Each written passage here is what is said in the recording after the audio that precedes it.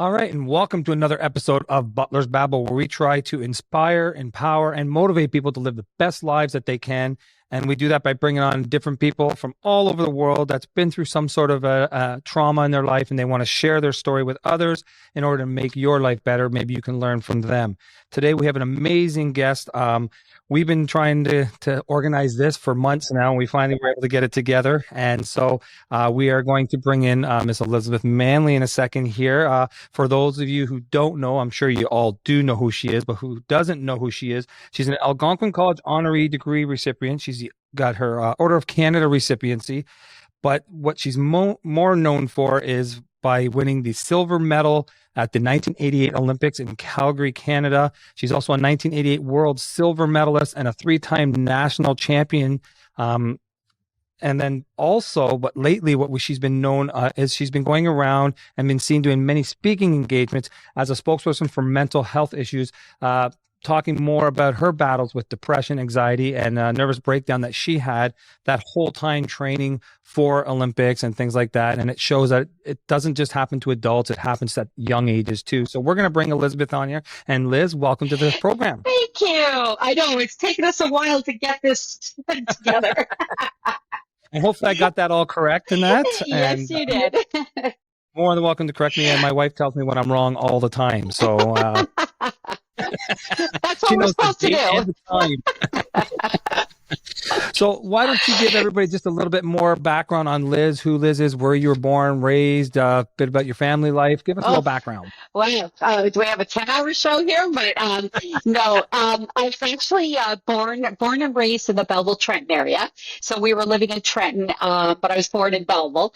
And which is known, I think, as an Air Force base back then. It is. I'm an Air Force brat. So we were stationed there, and that's where I'm from. And, I love the small towns. And I've recently moved from Ottawa to Collingwood because I wanted to go back to that smaller kind of way of living, you know what I'm saying? And just been really, really busy. Still coaching, figure skating. I'm actually really highly involved in hockey now. So I'm coaching a lot of hockey. I'm working with some teams and still working as an advocate for mental health, which is my main passion, is going around and being able to speak to organizations about, mental health in the workplace or in the school or wherever it may be. So that's really where my focus has been over the last few years. And living in Collingwood, are you a big skier? No. I was never allowed to ski when I skated because if I got hurt, right? So, I've been thinking about it, but I have a bit of a torn meniscus right now. That's, it doesn't quite need surgery, but it's right on that verge. So I don't dare. I don't dare. Yeah. Because for people that don't know Collingwood in Canada here, it's it's known for its ski resort there, the Collingwood ski resort and things like that. And I know what you mean about small towns. Like I was born and raised in the Greater Toronto area, and a town called city called Brampton, just outside of Toronto. Yeah, I know. I coached there. Yeah, I was born and raised in Toronto. Brampton, Mississauga was my stomping. So I'm used to big cities, and then I married a Valley girl, and now I'm in the Ottawa Valley here in the Pembroke Petawawa area, which is also an Army area too, because we have the biggest Army base, I believe, in Canada here in Petawawa. So, and I know what it's like. There's lots of Army brats around here, so I know. Oh yeah, and we're brats. I wasn't going to go there, so. So, growing up, your mom and dad, what did they do for a living? Were they involved in skating and that, or?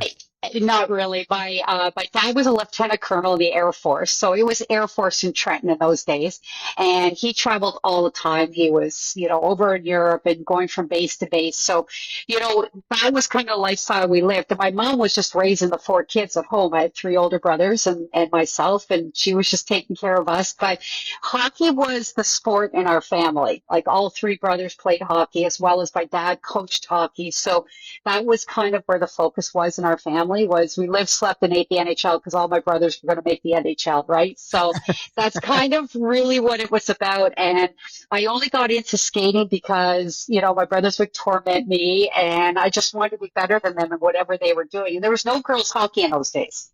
There was no such thing yet. So I just knew I wanted to be a better skater. So when I got that so-called opportunity to get on the ice, I took full advantage of it, right?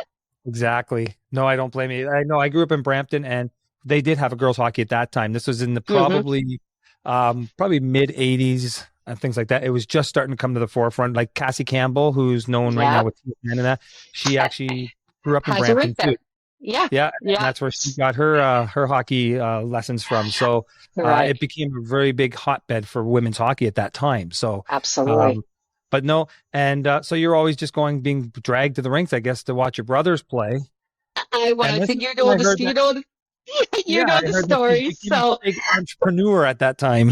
I was I was about 3 years old, and I would run around in a little pink snowsuit, and I was stuck in the rink all day Saturdays because my all three brothers playing hockey, my dad coaching, and in those days you could let a 3-year-old run around the rink. You didn't really have to worry about them. It was pretty safe in those days. Those were the days where you could leave your front door unlocked and be okay, right? Yep. And so I started a little scam, and the little scam artist I am. So I throughout the entire day when I would see a new parent, I'd go up and I'd pull on their coat and I taught myself how to have teary eyes, right? And I'd go, I can't find my mommy and daddy. Do you have 50 cents for a hot chocolate? And this would go on all day. And it was that one particular night, my dad picked me up. I felt heavy, flipped me upside down, started shaking me, and I had about $40 worth of quarters in my snowsuit. So that's when the conversation started. Like, what are we going to do with Liz? She's robbing all the parents of the ring. We can never find her. She's running around, and that's when my mom suggested the figure skating or the can skate, learn to skate lessons next door, right? So, as you know, the big joke is they were just looking for a full-time babysitter, someone to take care of me where they didn't have to worry about me and they could focus in on Exactly. the hockey, right? So, but that didn't last long. Like coaches came up to my mom and literally as I was told, I could be wrong, but like 2 or 3 months later, the coach came up with a shoebox with all the badges. So they said, she's too good for learn to skate. So you've got to put her in figure skating, right? And that's when it all started. And who knew that scamming parents at 3 years old for 50 cents was going to create a 1988 Olympic silver medalist? Absolutely. I know. I know. It's Just think, embarrassing. if you didn't scam all those parents, maybe your parents wouldn't have put you into figure skating. So, I mean, it all links back. It's like that whole the the Kevin Bacon thing, how everybody could be related back Oh, to yeah. Kevin Bacon and that. Well, Yeah. everybody can relate back to that 50 cents that you were stealing I from them. know. I know. That's You weren't hilarious. stealing, they were giving it to you. You weren't really stealing. I know. No, I think that's hilarious. So you started your figure skating then in the Trenton area. In the Trenton area. So that was when I really first started skating. And then when we moved to Ottawa, that's when I found a coach that really saw the talent in me. And so I was about 10, I think, when we moved to Ottawa.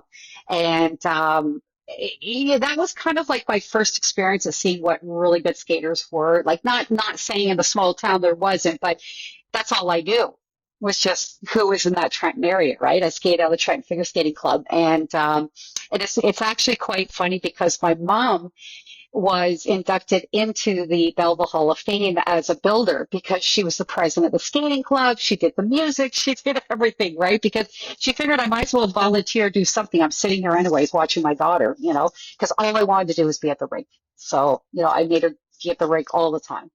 Yeah, I know the feeling because I have three brothers, an older and two younger. We were in the rink 6 days a week, probably. Oh, So I yeah, know exactly. absolutely. Coaching, reffing, playing. My dad coached and refereed, so Yeah, I know what it's like. There's nothing like that feeling in the hockey rink. I still remember going to watch my old Toronto Maple Leafs in the old Maple Leaf Gardens, and just yeah, that aura and that smell that you was in that building, and you can yeah, never replace I that.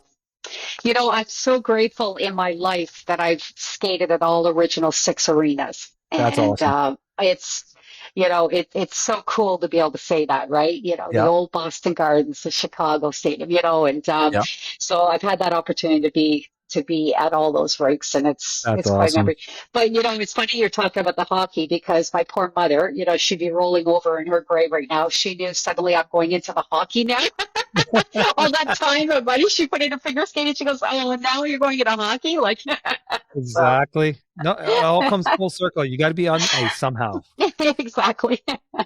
So it wasn't. So you basically did the whole Trenton thing. It was what till about 10 years old, and that's when Yeah. your dad got transferred. Yes. So my dad got transferred to Ottawa, and my mom took me around to the different clubs, and she said, what do you think? And I remember the first club we walked into, and I think it was Nepean. Nepean Skating Club was the first one we walked into, and I think I was with them just a short period of time because that's when we found the coach that I really wanted to be under. And he was working at a Minto skating club at the time. And so, it was probably a year or two into being there in Ottawa was when that coach pulled my parents aside and said, I can make your daughter into a champion. And I always joke because both parents, busted out laughing, right? Like, yeah, right. And he's like, no, I can make her into a champion, but I have rules. And, his rules are very strict. He was going to take over my life. And of course, you've heard me say this before, but my mom said, what do you mean you're going to take over her life? He said, well, I'm going to pick her up every day at 5 a.m. and you can pick her back up at 9:30, 10 o'clock at night at the rink. And, the funny part about this was my mom lit up because she thought this is perfect because she found her babysitting service again. She doesn't have to worry about me. But, it was kind of like, really? Is she going to skate that much? And within a few years, I was on the podium at nationals in Canada. That's So awesome. yeah, it was pretty cool because I never thought that I would be that type of athlete that just wanted to put in those hours. I wanted to put in that training. I love the sport so much, and but in my day we didn't have the distractions the kids have today. They have cell phones and video games and computers and things like that. We didn't have any of that in my day. We really just had sport, and I think that's why your 80s athletes, were so powerful and so strong, especially in hockey, And, you got your Wayne Gretzky's and Mario Lemieux and Steve Yzermans and people like that, right? No, I agree with you there because I was the same way. Like we didn't have the internet back then. We didn't have social media distractions. We didn't Right, have all of them. right. Thank So I know God. exactly what you're talking about. Yes. Yeah, like honestly, And thank God, because now that I'm working in the mental health field, I see what social media and what media and things like that can do to a people's mental health, right? And for me, with as far as mental health, it's like I literally had to stop watching the news because I always enjoyed watching the news, but I find now it just takes a toll on me, and yes. so I have to make those decisions. Whereas I think if I had social media in those days, I don't know how I would have actually been successful. Would I have trained as hard as I did? I knew how to train on my own.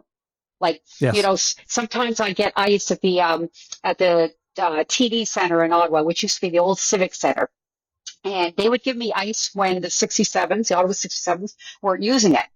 And Mhm. sometimes my coach would have a conflict with other ice at another place with his other students. And I would just go and I would train by myself. And I pushed myself. I knew how to do it. And Mhm. I just find it really hard. Like I have kids today that I coach, they don't know what to do when they're not in a lesson. They're just kind of standing around, looking around like, work on what we just worked on. It's like, Exactly. it's a little frustrating. And I see cell phones on the boards and I see all these distractions, right? And I just kind of think, wow, Mhm. I don't know what it would have been like for me, you know? No, exactly. Exactly. So sometime I guess after you get with this coach and you're training and that, um, this is when I think things change for you and Yeah. this brings you all over to eventually brings you to Lake Placid. So what Yes. went different in Ottawa that made you have to go to Lake Placid? What ended up happening was my coach, during that period of time, from him saying he can make me a champion to being actually on the podium at nationals for Canada in the senior level, my parents ended up getting divorced. My mom and I were off on our own. My brothers were all off playing junior hockey. They were being billeted in different cities, and my whole life just kind of like everybody just kind of went and did their thing, right? And I remember when my parents divorced. For me, I didn't think it was going to be a big deal, right? Because my dad traveled all the time, and I'm like, okay. And I was very young, so I wasn't really filled in on a lot of the details. But um, when I got the news that he was going to go to Europe, that was when I was like, okay, this is really going to be different because, we didn't have cell phones. We didn't have computers where we could FaceTime and I could talk to my dad every day. It didn't exist, right? No. So that relationship, it's not that it fell apart. It just was very distant. Like my Yes. dad wasn't there for those years that I was, turning into a young lady and starting to win competitions and things like that. My dad wasn't around, so he didn't get to experience any of that. And That was when I finally got on the podium at nationals, my coach called my mother and I over for a meeting, and he, out of the blue, said he couldn't coach me anymore. And I was absolutely devastated. I was 16 at the time. And I said, or 15, I was just about to turn 16. And I was thinking to myself, why is this happening to me? Like, why is he just leaving me? What did I do? Right away as a teenage kid, we think, what Yep. did I do wrong? And, it was a few years later that I found out that he was diagnosed with AIDS. And there was Okay. no term for AIDS. There wasn't even a name for it. He was just given a terminal illness. And what he ended up doing was he loved me so much that he did the tough love. He just said that he felt he wasn't good enough to coach me. He didn't want me to go through his illness. He didn't even want me to know that he was ill. And he didn't know how long he had. So that was what ended up happening. But it's snowballed. It's snowballed from there because now my mind is going, what have I done wrong? Did I not skate hard enough? Did I not train hard enough? Why did he leave? And that was the first time that I blurted out in the car with my mom. And I said, everybody's leaving. This is why dad left too, right? Like, I thought Yeah. it was all about me, right? My dad left because I was skating too much. Maybe I was the one that caused the marriage to fall apart. My coach is now leaving me. I must have done something wrong. My brothers are gone. I must have done something wrong. And I think in today's society, we don't spend enough time with our teens to let them know it has nothing to do with them. When things fall apart around them, it's not necessarily has to do with them, right? But I felt it was about me. And that night when we got home, um, I literally had to quit skating. There was no other coach in the city that was at a high level. We had nobody. Couldn't send me anywhere to train. And that was probably one of the darkest nights for me because Hmm. suddenly I've made that podium at nationals. I'm going to represent Canada at international events. And now suddenly I can't afford to do it anymore. And it was pretty heartbreaking. I told the next Hmm. day when that phone rang. No, So, exactly. well, if you want me to keep going, so Yeah, go for it. yeah, the next day, my mom comes into my bedroom and she says, "So I just got a call from Skate Canada, it was the organization that handles all figure skating." And I said, "Did you tell them that I can't skate anymore?" And they said, "Well, that's why they're calling. They want to send you somewhere to skate, and they're going to help me financially." She says, "Not 100%, but enough that we can do this and you can continue your dream of trying to go to an Olympics and things like that, right?" And so I lit up again because I thought, okay, maybe it's not over for me, right? And then she said, "There's two problems with it." And I said, "What are the two problems?" She goes, "Well, the first problem is to the United States." Now, that's a pretty tough thing to hear at 15 years old, right? Am I going to another country? And, I always joke that I thought it was thousands of miles away. And I Yeah. thought, where am I going? And is it a weird, strange country? And I always joke that it is today, but back then it wasn't. So I went, "Oh," and she said, "It's only 3 hours away. It's Lake Placid, New York," because I was living in Ottawa. And I went, "Oh, okay, that's not too bad. That's like going to Grandpa's house in Montreal and back, right?" So, um, and she said, "The second problem is you have to be there tonight." And then my heart sank, right? Because I'm like, I have to be there tonight? Like 12 hours ago, I quit skating. Suddenly now I have to be in this weird, strange country in the next, 8 hours to start training for my dream. And I remember at that moment saying to my mom, if this is what it's going to take, because I just love to skate and I really wanted to skate. And I said, if this is what it's going to take to go to the Olympics, I said, then just please give me this opportunity. And that's when we made the decision that I go down there. Wow. And Yeah. that's got to be scary too at that age. Because I remember myself at that age, I'm thinking, you're watching the NHL and you're hearing like Winnipeg Jets. And I'm thinking, oh, that must be like way far over here, over there. And I was no, even though I was in my country, I still thought it was so far away. It's so true. It still You is have far no away, but sense. not You as have far no as you sense, think it right? If you've is. never really traveled. And So the decision was made that I would go to Lake Placid because my mom knew how important this was for me. And so I remember when we were packing up and we were going, my mom, she was so hesitant through the whole thing, right? Mhm. You sure, it's just you and me. I don't want you to go. And I remember just begging her. I was like a little kid, just saying, just let me have this opportunity. So when we got down to Lake Placid, we pulled up to the house that I was going to live in.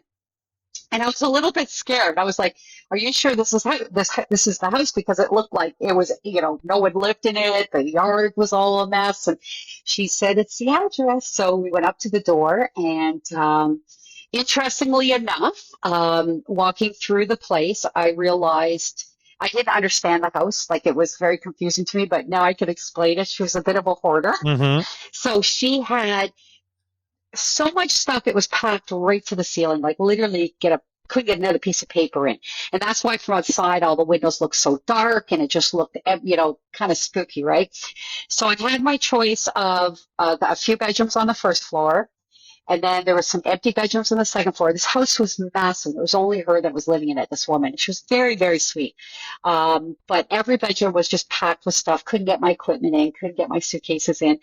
And then that's when I saw the staircase coming out of the ceiling on the second floor. And I said, what is that? What's up there? And she goes, well, that's the attic. There's a bedroom up there. Feel free to go up the steps. Yep. We're hanging from a cord, kind of like a horror movie, right? And so I remember going up these stairs, and I said, come on, Mom. And she said, I'm not getting on that because it was hanging on cables, right? And when I went up into the attic, it was it was huge. It was really cute, actually. Was a bed. There was a bathroom. Everything was in the attic. Like it had been renovated, like almost like an ensuite. But she had started collecting up there. Okay. So that's when I came back downstairs and I said to my mom, I'm going to live in the attic. And that's why my mom grabbed me by the earlobe. And, outside, she said, I can't leave you here. And I said, just allow me this opportunity. And all within about 20 minutes, my mom had to say goodbye. She had to get back to Ottawa to work. My billet had to say goodbye. She was a cook at the boarding school.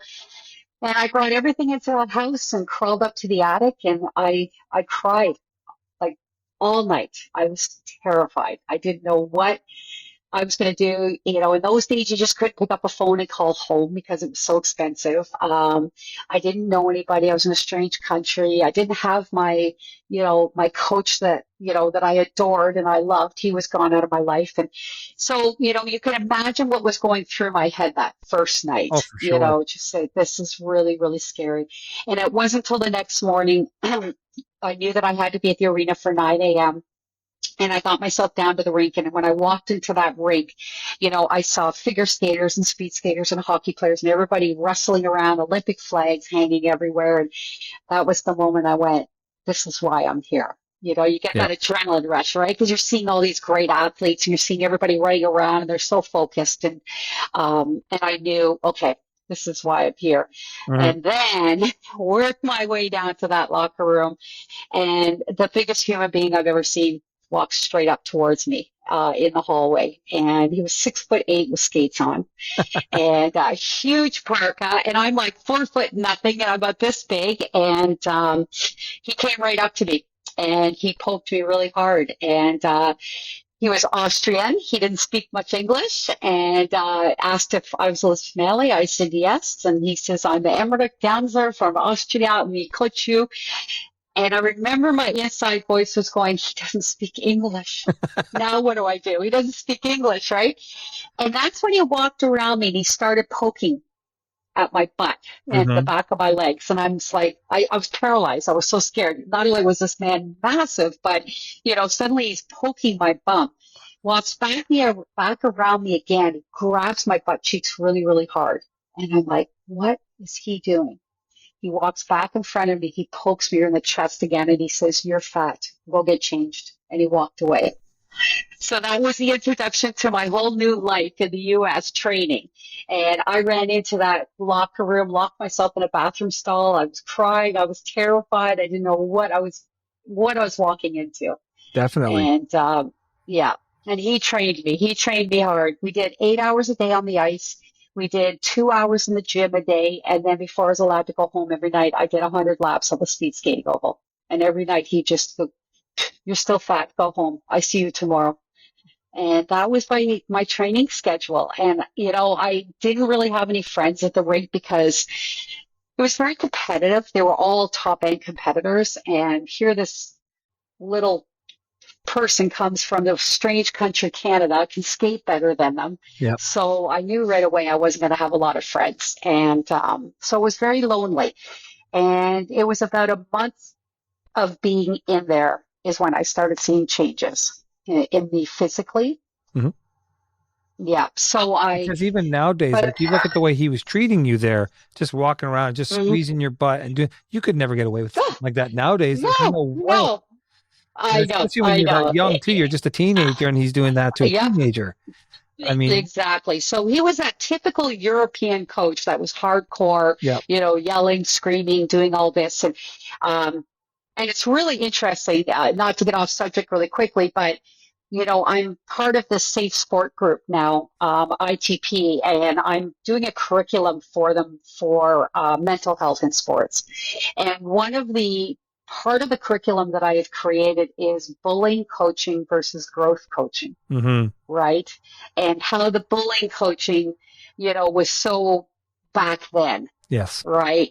Screaming, yelling, hitting, all that stuff, right? You just can't get away with that no, stuff more or less now. But, the Eastern Bloc countries still are like that. And a lot of those coaches have moved over to Canada or the US. So there's still some in existence in the sport. And, I'm trying to create a program where people can read, what the effects of a screaming coach has on an athlete versus a supportive coach, exactly. right? Because you And want that's them, what it is. especially at your age at that time, you want to be known that you're in a safe environment while you're doing all that Absolutely. stuff. You're going to prosper more if you're in a safe environment.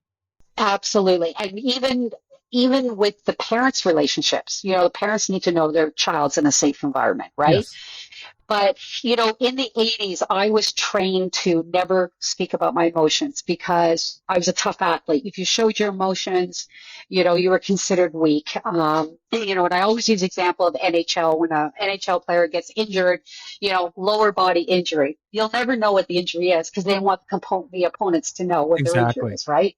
And that's the way it was in those days. And so I used to keep everything inside. I wouldn't express if I was having a bad day, if I wanted to cry. Like if I wanted to cry, go hide somewhere and, do things like that. But, in those days, we just didn't talk about our feelings. Yeah, We didn't talk about us as human beings. We were robots. We were athletes, right? And that's this right. is what you have to do today.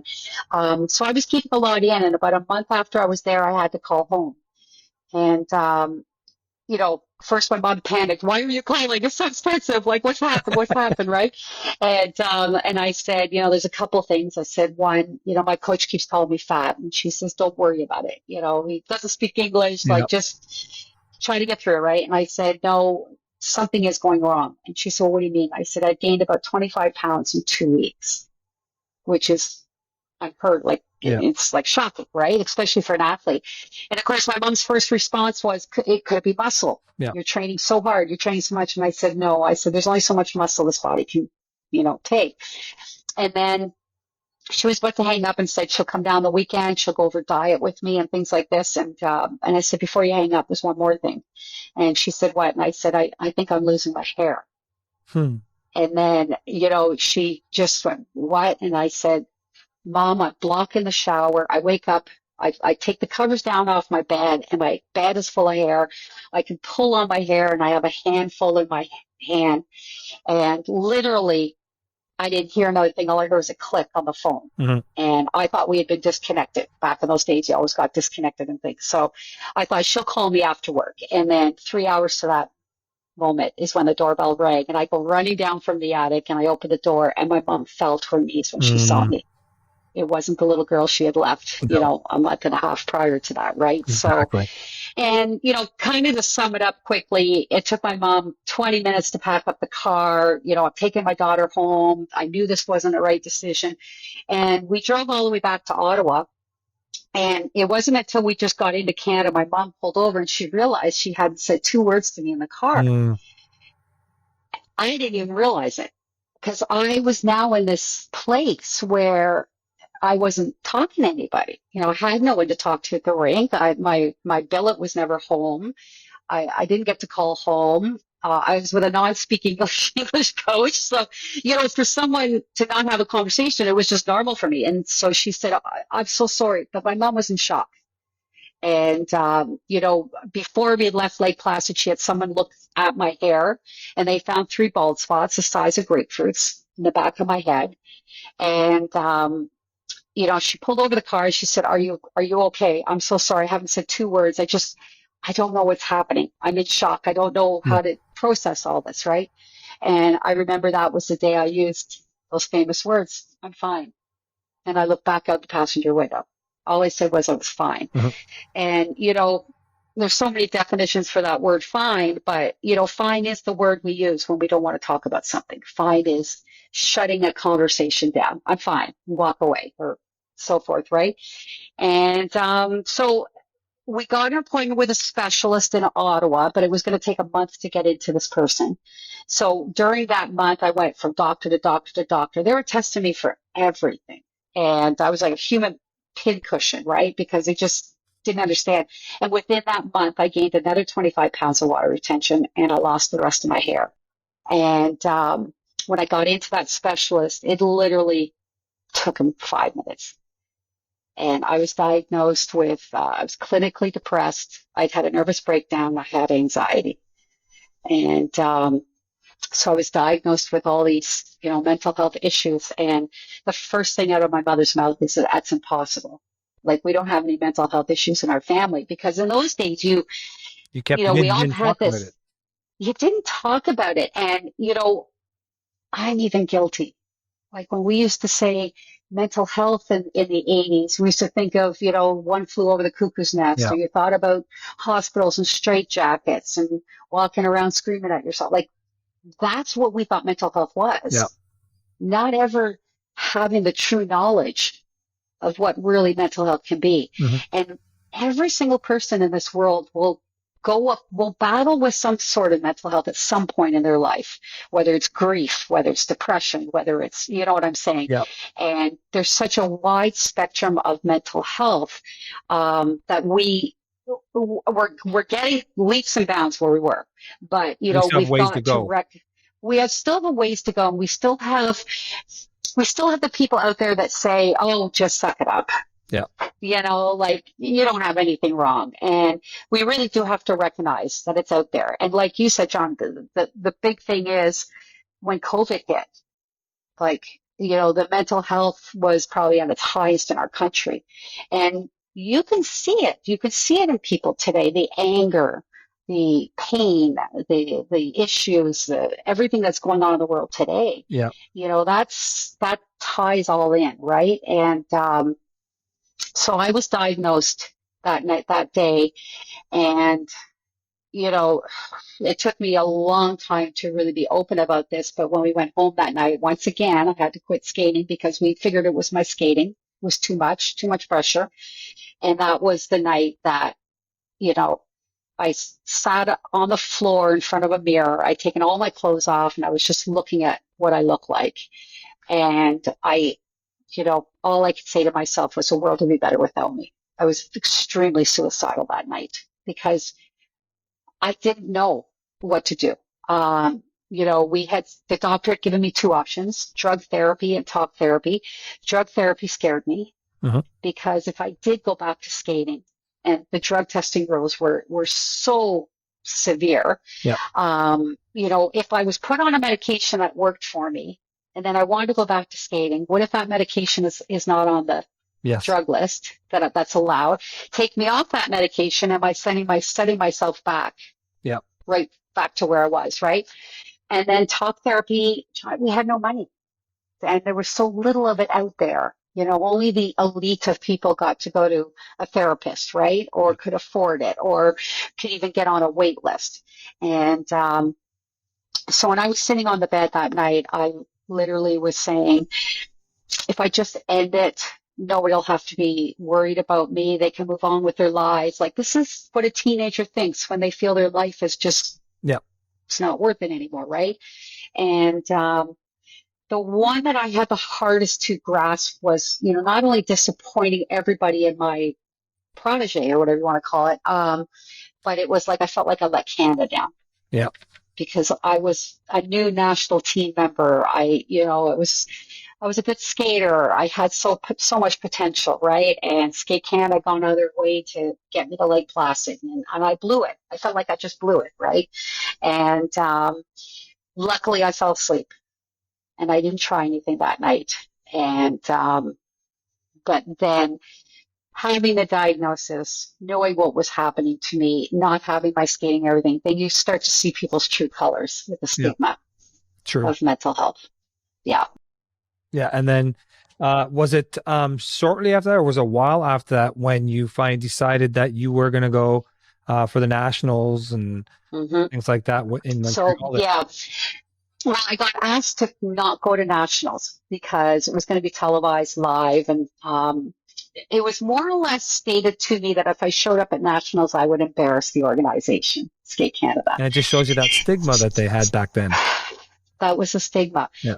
And I remember feeling so angry at hearing about this phone call to my mom and to my coach, thinking, like, I'm sick. I'm ill. Like, why can't you just understand what I'm going through and not be so mean and say we don't want you to show up because of how you look, right? Mhm. And that night, when I found this out, I went back into my bedroom, closed the door, and overnight I got mad. I got really angry. Like it turned into complete failure. I want to give up. I got nothing left in life to, I want to show them Yeah. kind of thing, right? Like I got this anger in me. And my mom got up the next morning. I'm standing at the door with my suitcases, and she says, "I know you're not running away because you're waiting for me. What's going on?" And I said, "Take me back to Lake Placid." And my mom went, "Are you crazy? Like, I'm not taking you back to Lake Placid." And I said, "Nobody's going to tell me I can't do something." And I knew, John, I knew that my career was over. I knew I was going to lose my title. I knew that I wasn't going to make the world team, and I had already been on the world team. I knew that it was going to be over, but I needed to end it my way. Yeah. And I showed up at that nationals and talk about stigma. I would come down to the hallway by the locker rooms, and as soon as anybody saw me, they ran into a room. They thought I was contagious. They didn't understand. They didn't want to understand. Um, but I was just like a great story for the media, right? You know, one of their national team members is showing up at nationals, 50 pounds in water retention. I was about probably 89% bald at that point. I still had a little bits of hair, but no one even wanted to be in the same room as me. So it was very heartbreaking to see that Hmm. kind of reaction, right? And I ended up competing and I came fourth, which wasn't bad, fourth out of 30 some odd girls. But that was the end. Like we knew. They took my uniform back. They, more or less told me it was done and it was over and I needed to go home and get healthy and things like that. And when I got home, we packed everything I had as far as figure skating into boxes. Hmm. Like I had to make a fresh start. And then the phone rings again. I love the phone. That's probably Of why I don't course. answer the phone anymore. My husband always says that you never answer. I'm like, I don't know why I don't like to answer phones, right? But and it was from a psychologist in Ottawa. Okay. And he worked at Ottawa University and he reached out to my mom and said he wanted to help me. And she graciously said, "Thank you, but we had no money. We couldn't afford it." My mom was already in debt with my skating. Like we had no sponsors, nothing like that. Yeah. And so she said, "Let me talk to my daughter." And my mom came in and asked me to go to a session with them. I'm sorry. I kind of skipped this. He said, "No, I'm calling because I want to work with her free. I believe in your daughter. She has incredible talent and I think she just needs someone to talk to." That's awesome. And kudos to him, Yeah. Dr. Terry Orlick. And my mom came in and asked me to go for a session and I said no. And she said, she went, "No, like, why wouldn't you?" And I said, "Mom," I said, "no one can help me." Yeah. I was that rock bottom. Yep. I've had suicidal thoughts. I had, failure feelings. I'd let everybody in the world down. I was just, You've been for beaten down me, so much by this point. oh, absolutely. And I just, at that point, just said, no one can help me. No one can help me. Yeah. And then it wasn't until I saw my mom tear up, I said, okay, I'll go to one session. Hmm. And that one session turned into 10, turned into 20, turned into hundreds, Yeah. and turned into me getting on that plane to Calgary Which is for the awesome. Olympic Games. And I Yeah. remember a funny story you were telling too, like when you were in at the Nationals, you're about to go on, and the one girl came up to you and made a comment to you. Because I think summarizes a Yeah. lot of because of the future. Uh, just one of the statements your mom said after that. But yeah, if you want to tell that little funny story there. Okay. So I was standing right at the boards. They were about to call my name to go on national TV, and my mom was on one side. And you never see parents down by the boards, but because of my condition and how people have been treating me, we got permission for my mom to be with me. And then my coach was on the other side of me, and my number one competitor came up behind me. And she tapped me on the shoulder, and she was laughing. And I turned around and I looked at her, and I'm like, "What?" And she's laughing and she says, I know you're just about to go on the ice and I'm so sorry. She said, but from behind her back, she brings out, she says, do you need to borrow any hairspray? Hmm. I had no hair, Yeah. right? And Which I'm had to be so devastating at the angry. time. Oh, it was devastating. I'm just about to go on the ice. It was all a ploy on her part, Oh, for right? To sure. throw me off, right? Because I was possibly the only girl that could possibly beat her at that point. And I had the 6.5-inch picks on my blades. So I thought about it. I was just going to kick her, right? I was so angry. And my mom saw me lift my foot up. She whips me around. She goes, don't do it like this, right? And I said, Mom, like, it's not right, right? I wouldn't have kicked her, but the No, temptation was there, of right? course. And my mom said, honey, I'm just going to say two things to you. And I said, Mom, what? Like, what? I'm just about to go on the ice rink. She said, everything in life happens for a reason. I'm looking at, and I look at her and said, Mom, have you looked at me in the last 24 hours? How can this Yeah. be happening for a reason, right? And she says, I don't know, honey, but I promise you, everything in life happens for a reason. And then the second thing she said, karma's a bitch. Yeah. I, I'm like, Mom, okay, I guess thank you, so, and I go out the ice. But the story goes 20 years later, I'm in Las Vegas and I'm at a show with a bunch of the Ice Capades cast. We have a night off and I called my mom from a payphone at the casino. And my mom says, how's Las Vegas? I hear so much about it and everything like this. And I said, Mom, it's unbelievable. But do you remember Nationals in 1983? She goes, how can I ever forget that? And I said, do you remember what you said to me at the side of the boards? And she said, no. And I said, the first thing you said to me was, everything in life happens for a reason. Mom, I'm a poster child for that. You were right. You are right. Like everything happened for a reason, and you're right. And then you said karma's a bitch. And then she broke up laughing. She goes, yeah, I probably would have said something like that. And I said, well, I'm at a show with the other castmates, and it's called Nudes on Ice. And she goes, nudes? They're nude? And I said, yes. And guess who the star is? And I got myself to the side of the stage. I asked a crew member if I could say hi to her. She hadn't seen me in years, probably since the Montreal. Yeah. And I said, can I just go and quickly say hi to her? So they brought me backstage. She was standing at the side of the stage in her skates and a thong, nothing else. And I went up to her and I tapped her on the shoulder. And when she turned around, she was as white as a ghost because she hadn't seen me in years. Yeah. And she's pretty much naked, right? And I said, I know, hi, I just wanted to say hi. I know you're just about to go on the ice, but do you need to borrow any clothes? And she was so mad at me. She was so angry. She just kind of huffed. I said, have a great show. And I ran downstairs. I said to my mom, I said, Mom, that was my gold medal. I Yeah. said, you were right. I said, it took 20 some odd years later, but karma came back. And Exactly. boy, was that, it was the best, right? It's It probably was not the so much best thing fun. to do, but at the same time, it probably felt so good.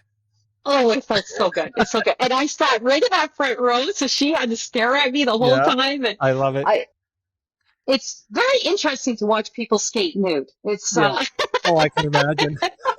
it's like, oh yeah. I don't know if I ever want to have that experience again, but Yeah. But it it just shows was you how pretty cutthroat interesting. that sport is. People just think it's just a bunch of Oh people yeah. going out there and skating. But I mean, you look at the stuff that's Oh no. happened in the sport between it shows you that there are bullies in that sport too. I remember Oh, that whole absolutely. that whole incident with Tonya Harding. Tonya Harding and all that stuff. It shows you how cutthroat Yeah, that sport can it be. really is. It really, And and it got even worse in our sport because suddenly the sport became very popular. mhm, Um, like when I won the medal in Calgary, figure skating went up 83% in Canada mhm, the next year. Everybody wanted to skate because of, my win. And, it is very cutthroat because now in figure skating, there's money to be made. There wasn't in my day, but mhm. there's money to be made now, Yeah, between, sponsorships so many and different ice shows, sponsorship commercials, things like that, yeah, and there was nothing like that for us. no, In the 80s, it was just purely going to the Olympics for the experience and for the exactly. accolades, right, And of going using to it as a Olympics. stepping stone sometimes for other things too in that. And Absolutely. but like I said, like this whole program is about empowering people, motivating them, inspiring them. And I think that's one thing that you do is Yeah. you motivate people, because a lot of people also don't realize is that when you did finally get over into Calgary, you almost didn't even make it on the ice because you were Yes. Yeah. very ill yourself. Well, I had been, through the whole training. So everybody's probably wondering as they're listening to us, like, how did I get back to skating? And it got to that point where all these sessions I had with the doctor, these talk therapy and everything, I was finally able to get out what I'd been holding in. I Mhm. wasn't, I can still be a tough athlete and cry. I can Yep. still be a tough athlete and have feelings, right? And that's what I work with kids today. Like I'm really, really focused in on their mental health, because if their mental health is in a good place, you get so much more out of them in training. It just fits, it Yep. molds perfectly. I've had parents come up to me and say, you spent 5, 10 minutes talking to my daughter, you weren't doing anything. You weren't skating. And I said, because, she was opening up about some things that happened at school. And I talked her through it. And I said, you have to understand that when I can get the kids to release some of their problems, because they won't to their parents, No, that's true. then they're lighter. And then Yes, the work ethic I get afterwards, you can't you can't buy. Like, exactly. they just feel so relieved, right? And that's what I didn't have. I didn't have someone to talk to or to express my feelings without judging me. Yes. And that's really what it was about. So when I ended up, you know, doing so well coming back to the sport because I loved it, I didn't want to talk about competition. I came back because I was passionate about skating. And when I brought that love back for the skating and realized that like 80% of my diagnosis had nothing to do with skating. Yep. It was so much more. It was not being a normal kid. It was, maybe having some failures at certain things and I shouldn't have. Yeah. And I had the whole world on my shoulders and I was able to release that. So one of the things that I did when I went back skating was I didn't want to do any media. Like you grab all the media you can get before an Olympic Games because it just makes that much more Yes. popular, right? But for me, all they wanted to focus in on was what had happened to me 5 years before, four Yeah. years before. They were still into this whole, she had a mental health breakdown. She's not strong enough. She can't, she'll never win a medal. And so I let a reporter into my house Hmm. from Ottawa. And we did an article. And when the article came out the next day, it was a picture of me with my dog. And it said, Manley, dogged by inconsistency, will never win a medal. Hmm.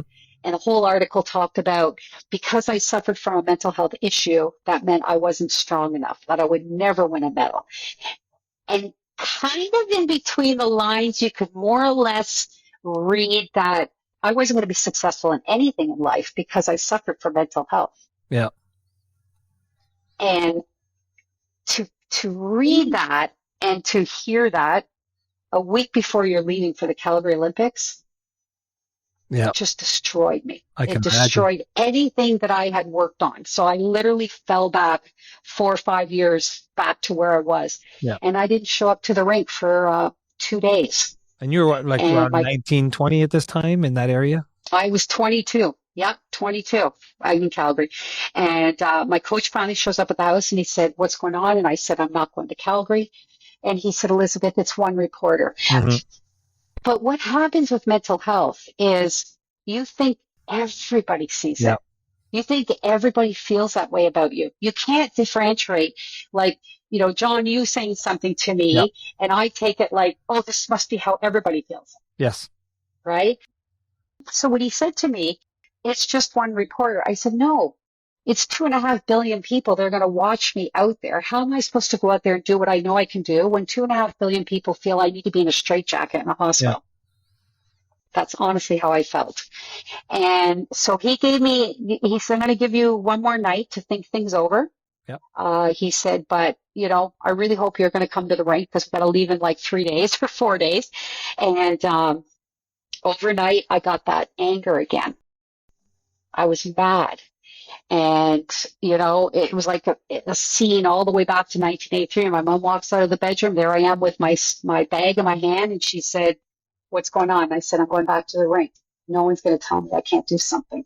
Mm-hmm. And, but anybody listening to this podcast, if you understand mental health and everything, if something pushes you hard enough, your body can just break down. Yeah. And your body, your physical well-being relates to your emotional well-being. And so when I arrived in Calgary, I was running 103 fever. I slightly blew an eardrum on the flight going out there. I had pneumonia, nothing I could take because of drug testing. Yeah. And one of the American girls, Karen Kadavy, also had a horrible bug, but I knew mine was from being mentally kicked. Mm-hmm. I felt like I was kicked in the teeth, Oh, yeah. like The this is mind my can home do amazing city. things to your body. It's incredible what the mental mind can do physically to you. And so I got through the first two events. I was spontaneously drug tested in the first two events because I was so sick. I think they thought I was taking something. And then my fever spiked after the short program. And between the short program and the final program, we have a day off. And when after the short program, there was a meeting that was going on, and I walked into it, and they were talking about pulling me out of the games because I was so sick, and the American girl had just pulled out.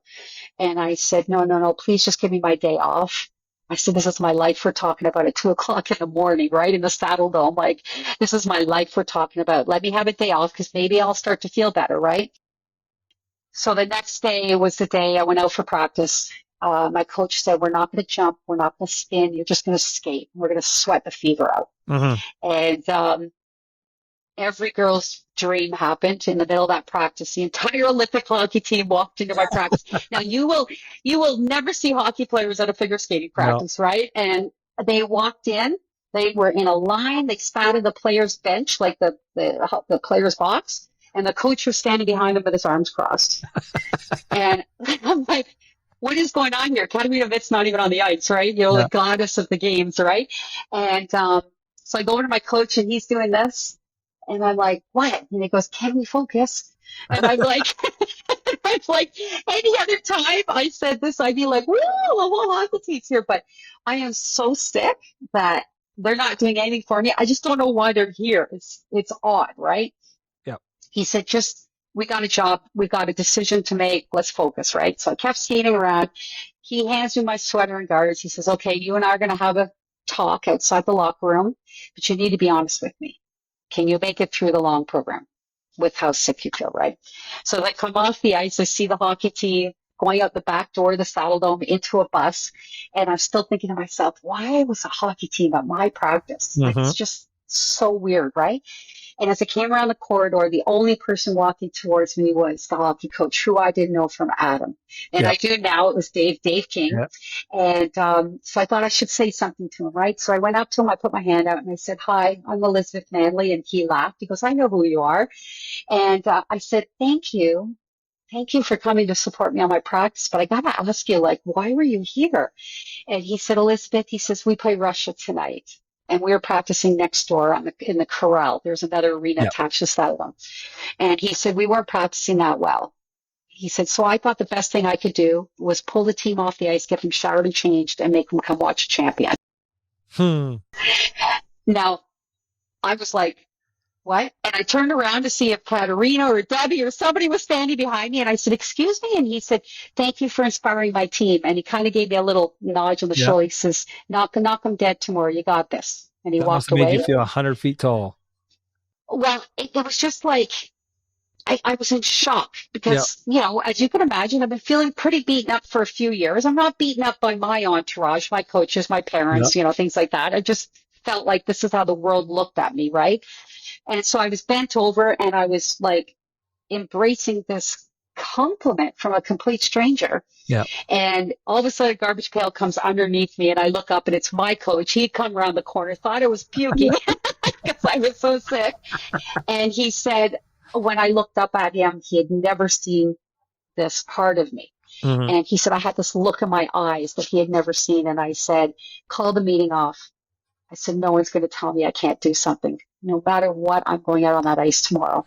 Yeah. And my coach said, what just happened? And I said, I'll tell you later, but, just go tell them that I'm competing.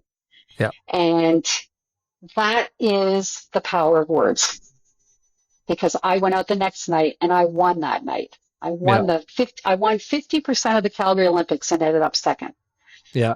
So it's so important for people's mental health on how we talk to people and what we say to people, because it can change the whole trajectory of their life. Yeah. And when Dave King called me a champion, that's all I needed at that very moment. I might have been 10 minutes from pulling out of the games Yeah. if I hadn't had this stranger. Can we pause for 1 second? You sure can. My dog is crying. Okay, go ahead. Okay, there you go. No, I Sorry. think that's okay. No, and I think it's awesome because also I remember watching I remember hearing the commentary partway through or maybe halfway through your routine there. I heard Mm-hmm. him say something like, "This might be good enough to at least get a bronze." It was almost like Exactly. there's no way you can get Yep. any higher than that. You might at least get a No. bronze. And And you that's how they from felt there. about me, right? Like I wasn't even a contender. Yeah. And but I have to tell you a lot about that night. It was like, I was definitely sick. I came at the very last minute. I stayed at the village until I didn't want to be in the, 20, 30,000 people in a stadium banging the stands, things like that. I didn't, so we had it all set up where I was going to come in last minute, do my job, Mhm. and then, do whatever happens, right? Excuse me. And it was like having skated that well, being that sick, so much goes through your mind, right? And, when everybody sees those expressions of me getting the medal or all the expressions at the end of the program and everything, it had nothing to do with winning a medal for me. No. It was so much more. Like when I was out there and all the expressions, it was like, I did it. Yeah. And I did it for anybody. I did it for anyone that is suffering in silence or is being bullied or feels like just giving up or, and that's what my medal's made out of. And I Yeah. say that, my medal is a gold medal in life. It's a Yeah. silver medal in figure skating for the Olympic Games, but it's a gold medal in life. And I truly believe in our society today, like everybody, just follow your passions. Don't ever let anyone tell you anything differently. Focus in on you, be mindful, and go after what you want, and it can happen. And that's Definitely. what that medal was. That medal was for anybody that ever felt they weren't good enough. And so, I do bring that medal out when I speak, and, I let people hold it because there's so much more meaning to the medal. And, Definitely. I sit here today as we're talking, and it's like, one of the biggest questions I get is, how do I want to be remembered? Like, how do you want to be remembered when that day comes? You're gone. Exactly. And for me, it's about the work that I do for mental health. Mhm. And I look at my career now and I look at, the Olympics was a stepping stone that I feel was my real pathway in life. And that is to help people and to work with people. And if I have to use the Olympic medal as that stepping stone, Mhm. to get myself out there to help people, then I'm going to do it. And Exactly. because, and that's kind of where I am. And just, everything from getting the degree from Algonquin, recognizing all the work that I do, Royal Ottawa giving me the Inspirational Award, for me, those are Olympic wins, or Olympic wins. Yeah. So, Definitely. And okay, I'm that was actually the first time I actually saw you speak. Wasn't here in the local Algonquin College, but I do photography as a profession, and I do the convocation for all the Algonquin colleges, and I do the Ottawa one. Ah, And the day when you were there getting your honorary degree, I was actually in by right. the dressing rooms there, set up taking pictures of all the graduates when they came Pictures. off the stage. But when you were Right. up there speaking, I was able to go out there and watch you speak first, and then not knowing Oh, that about 6 months later, you're going to be here in Pembroke speaking at the Algonquin here when I first got to meet you face to face and that. So, you definitely been an inspiration for me. And I think for the rest of our guests here too. And I mean, we could go on for hours and hours, of course, but I want to thank you for actually being here and doing the show with us. And I know we've had some little internet issues here. I got you back in here. So I okay. was just saying there that um, I know you've been an inspiration for me, and you might have been a silver medal in the Olympics, but you've been a gold medal in a lot of people's hearts here, and in a Thank you. lot of people you've helped a lot. Before we go though, I do want to let people know that you are doing like you do life coaching now as a profession Yeah. too, and you've worked Yes. with many high end people, but also with just general people. How can people get a hold of you if they want to use your services or get in touch with you? And do you have any Probably the books or anything? best. I know you wrote some books. Yeah. I did write some books, but like I said, we've talked about this in the past, but a lot of my story has been missing. So I'm not really happy with those books, but I'm planning on writing my own book. And I'm hoping to start by the summer. And what I've decided this time is I'm going to write it myself. So there's no one else can go in there and pull things out or do whatever. And, I really want to be open, to people to understand that we're all going to go through something in our lives, and you can live a fulfilled and successful life with mental health. You don't get cured from mental health. And that's one of the biggest things that I believe people feel that they can be cured. There's no real cure for depression, and there's no real cure for anxiety. Now, I'm a full supporter of medications now because I'm able to take medications at this point. But it's almost like you learn to live with it. And how do you want to learn to live with it? How do you want to, right? And so, I spent years, getting my certification in life coaching, reading. I'm constantly reading, updating myself on the mental health status in the world and things like that. And it's kind of like I'm the type of person that, you can reach out to see if I, got availability, wherever. I think the best way to get a hold of me is through Messenger, like Okay. through the social media parts. I did have an email for my life coaching, but it got hacked. And so the best way is to get me through Messenger. But, I just feel that people need to know that it's okay. It's Yeah. okay to have a bad day. It's okay to feel the way you're feeling, but let's work on that. And, one of the biggest things that I've learned for myself is, man, John, I'll have a bad day. Like I'll just hyperventilate. I'll have an anxiety attack. I'll just feel overwhelmed. I get overwhelmed very quickly. And so I've had to make changes in my life to avoid that feeling, Yes. right?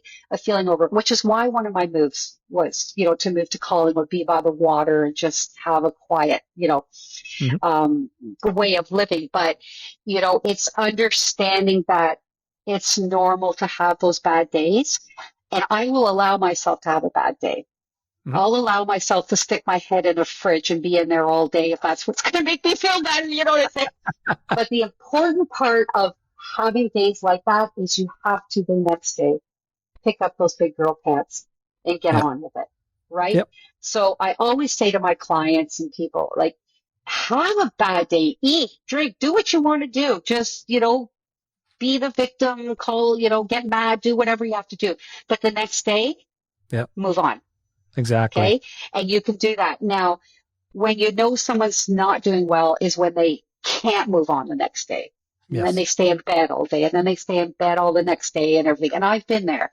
Yep. And so it's just learning all the signs and understanding it and being okay to understand it and being okay that you possibly are going through something. Right. And Definitely. like I said, I still have my roller coasters and my ups and downs, but I've learned to recognize it now. I recognize when I need a day. And it took me 53 years, but I finally can say no to people. Yeah, Took me I that know, and long it to took me a learn. long time for that too. And one thing Oh, I've started to learn because I'm 51 years old myself, and over the time I've had to get a thick skin, knowing that not everything's about me all the time. And one thing that my wife and I have talked about a lot is this something that's going to affect me 5 minutes from now, 5 days from now, or hmm, if it's not, then let it go and just move on. If it's not yeah, going to affect you the day right. from now, then don't worry, don't stress about it, just move on from it. It's hard to Yeah. do though. It's very hard to do. And, if anything can trigger it. I mean, just to give you an example, my husband has a tremendous amount of family in Israel. Mhm. And everything that's going on in Israel and Gaza right now, it's Yeah, been very tough on him. And I can imagine. he has a nephew's best friend that's still a hostage. Okay. And it mental health wise, it's been very Yep. tough. So yesterday, I took a day and I was getting some stuff done because I've been traveling, and I catch him and he's watching all the protests in Ottawa yesterday, Hmm. and I could just see him, the tears and Yeah. the buildup, right? And it's like, okay, we're gonna go out and have some lunch. Like, Yeah. you got to learn how to pull yourself away from the triggers. What's Yes. going to make you sad? What's going to make you angry? What's going to make you upset? And you know, I'm a different person in situations. Like, I know when I get upset. Yeah. Like, it's like I've got to learn how to avoid what upsets me. One of the things that upsets me is what's going on in the world and the Yes. news. So I stopped watching news. It's terrible to say, but No, you know what? I agree with you. If something major happens, then my Yep. husband will tell me, right? So Exactly. it's, yeah, yeah. So We'll I'm, find out. exactly. But instead of getting up in the mornings, having my coffee, watching the news, I don't do that anymore. And, once the nice weather comes back, it's like, get outside as much as possible. Yes. Nature, be out there, and, it's out there. It used to be 1 in 5 suffer from mental health. It's 1 in 3 now in Yeah. Canada. And I And think it's even less than that. I think everybody in some way or factor has some sort of mental health issue, whether it be very, very minute or large. Somebody's going right, through something. And to have people to talk to and just to be it's willing to talk important. to somebody is the important part. I think you've reiterated that throughout the whole thing because a lot of times you just wanted to curl up in your room and do nothing. But when you finally opened up to that Right. psychologist and talked, everything came out. And look what it came It really does. from And it. even though I'm helping people and I'm working with people, I still need help. I had about 8 years ago, I was rock bottom again. In 2 years, I lost my mom, I lost my dad, I lost a dog, I lost a baby, and I lost my marriage in Mm, 2 years. I was rock bottom again. But you know what? I knew it. And so I picked up that phone and I yeah. reached out for help, and I got myself back, you know? Understanding that it's okay. How do I work through this, right? So even your psychologists and psychiatrists need help, like, it's not, No, definitely. everybody's not, yeah, you just need to find that safe outlet. And Yeah. that's what it's about, and feel safe. And this is I'm remarried again to my best friend from 35 years ago. And it's like, that's the connection him and I have, is because we feel safe around each other. Mm, He has a lot of concussion issues, which is mental health and everything. And we're able to be in a safe place talking yeah, about how we're feeling. And it's just so important. And exactly. that's And I why your think that's the big podcast is thing. so good, Oh, you thank know? you. No, I Yeah. agree with you because I think that's what it is. I love how everything we've talked about today, it all comes back to having a safe place. And Yes. if people have that safe place that they can vent to and get the stuff out and get their anxieties out and their depressional thoughts out, it will make them feel better. And then they can be better for themselves. You can't be better Better for for anybody else, themselves. if you're not better for yourself. Exactly. And you can handle things better, Yes. like, especially if you're like being, social media, like you're being bullied online or whatever it may be, right? Hmm. You've got to be able to talk to somebody about it and feel okay that it's talk to somebody about it, right? Exactly. And but I tell you, I went through my first experience of online bullying when I was doing a mental health charity show, and this person attacked me, who I've known since I was 2 years old, because I wouldn't give him 20 free tickets to the charity show. And my tickets were not expensive, and it was raising money for teen mental health in Ottawa.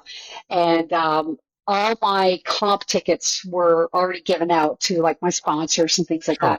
that. he went on a rampage on social media and just ripped me apart and said things that were untrue. He lied and everything. And I tell you, that knocked me against the wall. Yeah. Like, I was like, wow, this is what kids go through. Yep. Like the impact it has, right? And Definitely. it was like, it was so impactful at how it hurt me because I've known him since I was 3 years old. Yep. And how you go online in a public forum and say all these things about me, right? Yeah. And apparently he's still doing it, but I just avoid it. It's, you know Good. what? It's his problem. It's his Yes. problem. And I think people will see through that. And, but it doesn't make it feel good. But I No, can see what kids go through when they're being online bullied or bullied at school. And as adults, we need to control that better. We definitely. really do.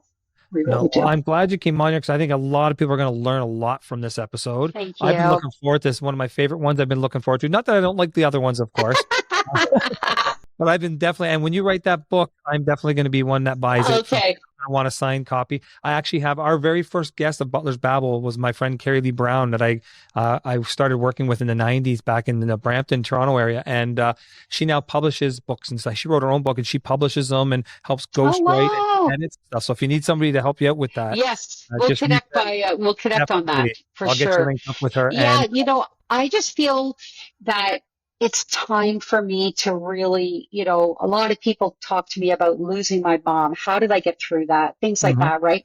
So I want the book to not only be a very personal side of me, but for people to recognize people like me go through things like Yep. the average everyday person goes through, right? Like we're Yes. not up on these pedestals, these celebrities and things like that. You know, no, I'm just, you know, my husband said there's 3 Liz's. There's Elizabeth Manley, the Olympic silver medalist. There's Liz Manley that does all this work for mental health. And then there's Lizzie, who's the girl at home, you know? And so it's like, you know, I kind of looked at him and said, you're right. You know, it's like, but we're all the same. It doesn't matter our financial status, our success status. We all, you know, and I think Robin Williams was the perfect one to make us all Definitely. realize. And I Could use be that anyone. for a lot of people. I say they always tell you that the ones that are smiling the most, laughing the most, joking the most, and looks like they're having the most happiest life in their life Are in the the world saddest. is probably the one you got to really worry about and reach out to and Yep. say, "Are you doing okay?" Because Robin Williams is a big advocate of that. Nobody ever knew what he was going through, and then boom, he's Yep. gone. So He's you gone. never know. So reach out and just say hi, even if you just call to say, "Hey, I just haven't talked to you in a while. Just want to see how things are Yeah, going." That can mean a lot to exactly. one person. It really could.